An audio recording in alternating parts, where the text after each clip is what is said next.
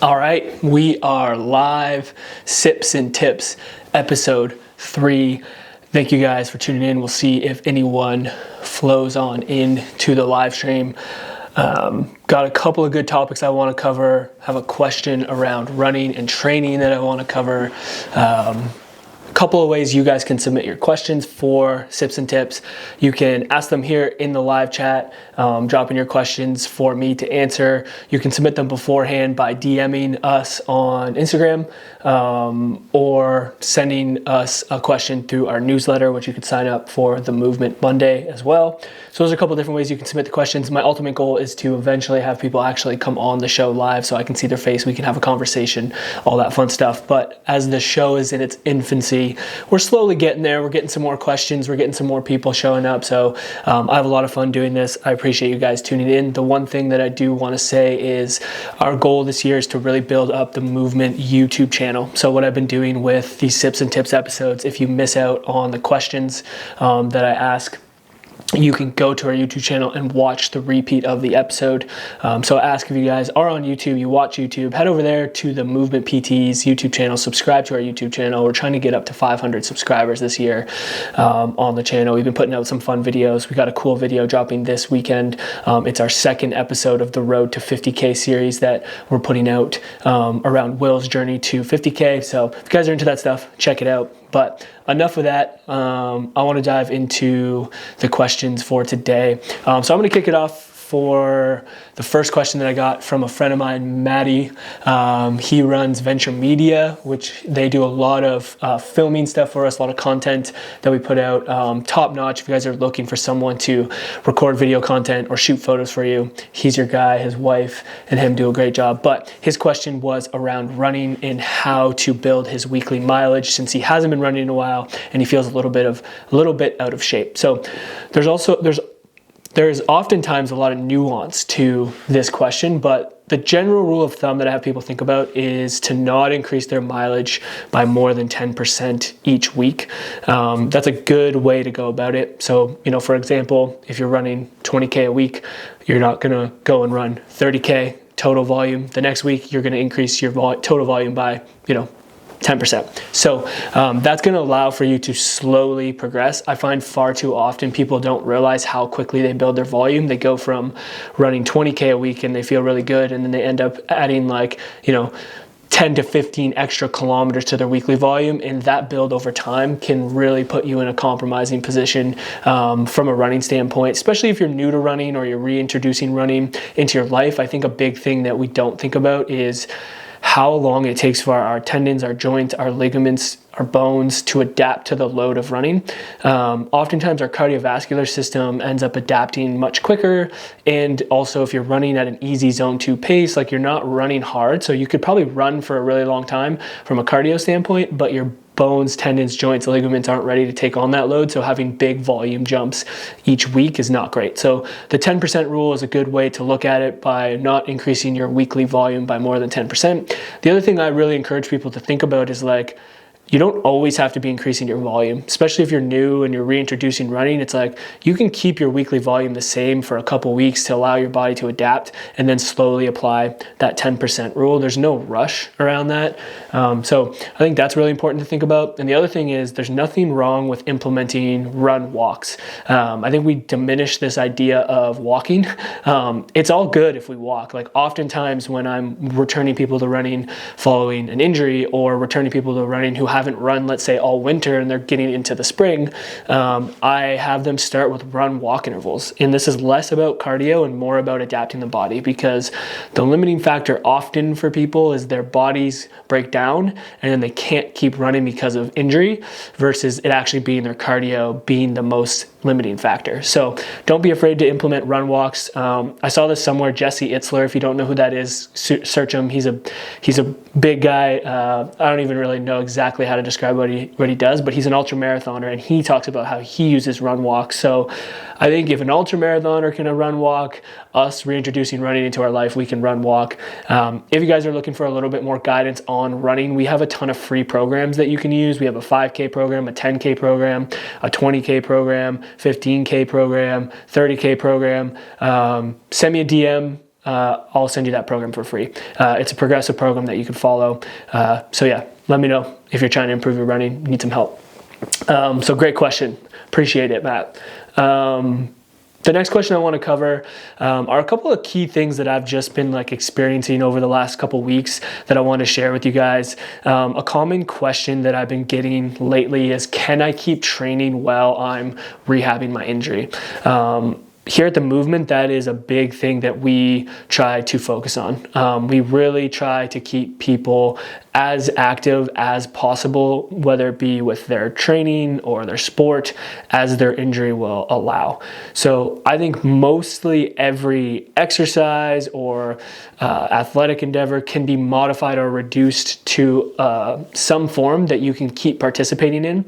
Injury and rehab doesn't have to be a place where you go to lose out on all your progress. Here we really try to, one, obviously address your injury and do the things that we need to do to improve that, which might mean removing some of the things that you're doing in your training or in your athletic endeavors. But we also try to replace that with things that are going to keep you, fit. So for example, if you were a runner and we had to reduce the volume of running because your injury of your Achilles, we may say, okay, you're doing run walks now to improve the tendon and to improve your ability to run. But in order to not completely allow for you to lose all your progress from an aerobic standpoint, we're going to implement cycling into your program. And we're not going to just go on the bike and just spin for fun. We're going to actually go and do a workout so that you can keep your fitness. And so what that kind of would look like is sometimes for people who are maybe still training for, let's say, around the bay that's coming up, but they have to reduce their long runs because their tendon's irritated. What I'll have them do is they'll have them complete their run walk intervals that might be only 20 minutes of running, and then I'll have them go right into hopping on the bike and finish off that long run duration on the bike. So we're still getting the aerobic gains that we're looking for, and we're also still respecting the tendon and the healing process of that so that we're not putting you in a compromising position. So there's always ways we can balance, and that is the number one thing that we really try to do here. We rarely want to take things away from people unless the injury is absolutely pointing towards that. Now, if someone tore their ACL, we're not going to have them running 2 weeks out. There's obviously some, nuance to that, but most other injuries, we're keeping people as active, as fit as possible, or modifying their programs to keep them training for as long as possible. Other question that I've been getting a lot is what exercise should I do for X injury? One of the biggest things that I actually get a little bit annoyed with is the idea of physio exercises. When people claim that there's we're doing my physio exercise, I get what they're saying, your physio gave you these exercises, but I think oftentimes that term physio exercise has these lower level band exercises that I'm doing to improve my injury. Exercises are just exercises. They're just in the context of the individual. So when it comes to what is the perfect exercise, there is no perfect exercise. There's the exercise that is important for you in the moment. And why this is important to think about is when we look at something like a rear foot elevated split squat, for example. This is an exercise that we're going to use to build single leg strength, but we can use this exercise intentionally for someone who's going through an injury that the context of that might be a little bit different for them who's using it as a rehab in the rehab setting than it would be for someone who is using the rear foot elevated split squat in a training context. So I think it's important to understand that there's no perfect exercise. There's just an exercise that is in the context of what you need it to do for you in that moment, and that is going to be on a spectrum of utilizing it for rehab versus utilizing it for performance. Now, obviously, we want to move down that spectrum from rehab to performance, but an exercise is an exercise. I don't really like the term physio exercise. It just depends on the context that it's being used. The other question that I've been getting quite frequently, and this is a very fair question, is will my injury come back? Now, I wish I had the answer and could be no, it's never going to come back, but that's obviously not something that we can guarantee. The one thing that I focus on is how can we reduce the risk of injury? So the best way we can do that is not only rehabbing you to the point where like, you're pain free with the exercises or the goals that you're trying to accomplish, but you're actually performing at a higher level and pushing your body. And I think that's an important aspect of rehab. At the movement, we call that like the bridge the gap phase of rehab, where we're bridging the gap between rehab and performance. And so we always want to know, what is your goal? What is your performance goal? And that's going to vary for everyone. For me, it might be running marathons. For one of my clients, Betty, who's a older lady who just wants to be able to pick up her groceries and walk them from the grocery store to her house. That's performance for her. We always want to bridge the gap between rehab and performance. And so we need to know what you need to accomplish so that when we get to that phase, we can start challenging you and loading the body to build up your tolerance so that you can take on those demands to reduce the risk of re-injury. Where I think people go wrong a lot of time in rehab is in that phase. I think either they get to that phase, their pain is gone, they're doing a lot of what they were doing before, so they stop going to rehab. Or there's people that are in rehab who get to that phase and they're working with someone who doesn't know how to bridge that gap. And so I think that's why it's really important to find the right person for you, because if you're someone who's trying to get back to, running, and you get to that bridge the gap phase, but you're not working with a clinician that knows how to actually guide and prepare you to take on a marathon, we need to get you in front of the right person.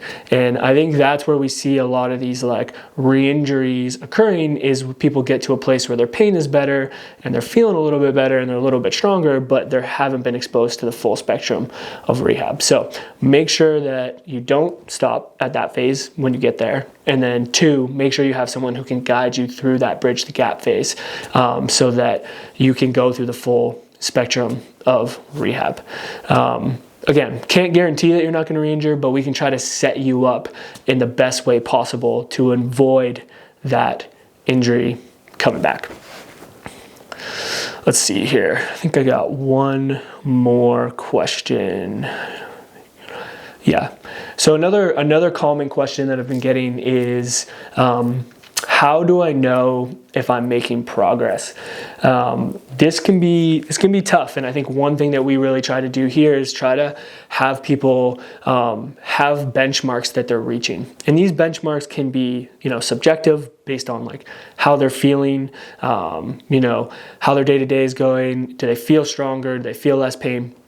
They should be objective, so objectively through strength testing, whether that be something like a single leg squat test or a sit to stand test or a timed up and go test, depending on like what level of client you're working with, or it can be as objective as like a force gauge test. So a lot of times we'll use this for people to look at like how much force are they producing with their shoulder when they're dealing with a shoulder injury in different positions, so that we have an objective number that we can quantify as they move through the process. And this is important because sometimes there is a misunderstanding between what you subjectively feel and what you're objectively producing. So what that could look like is you feel really strong in your shoulder, you're feeling like you're getting back to being able to press something overhead, but then when we objectively test it, the strength from your right side to your left side is quite different. And that means that, before we say, hey, we're good in rehab because your pain is better, we need to actually build this shoulder up so that you don't re-injure it, right? The opposite can be true a lot of times too, is people, feel like they're weak, they feel like they're not getting better, but then we objectively test with something like a force gauge test, and their strength is actually just as good as the other side and has made a lot of improvements. This can be reinforcing on the back end of like, okay, I'm actually making progress and I can actually see how I'm going to go from my injury to getting back to what I want to do. And I think that's really important to have those benchmarks, because as someone who's going through an injury, it really sucks. Like, you aren't doing what you want to do, you're frustrated, maybe you're losing the sense of self because what you're doing is really meaningful to you. And then you're going through this process and you're like, am I actually getting closer to my goals? So what we really try to do is break it into 3 phases. Calm it down phase, build it up phase, bridge the gap phase, and then we create little benchmarks for each phase so that you as the client who's going through this can see, okay, I'm moving my way through the calm it down phase. I've hit that benchmark. I'm into the build it up phase. I'm moving my way through that. I've hit that benchmark. And that way we can see how we're actually making progress to getting to our goal versus like kind of just showing up to rehab or doing your exercise at home with no real direction.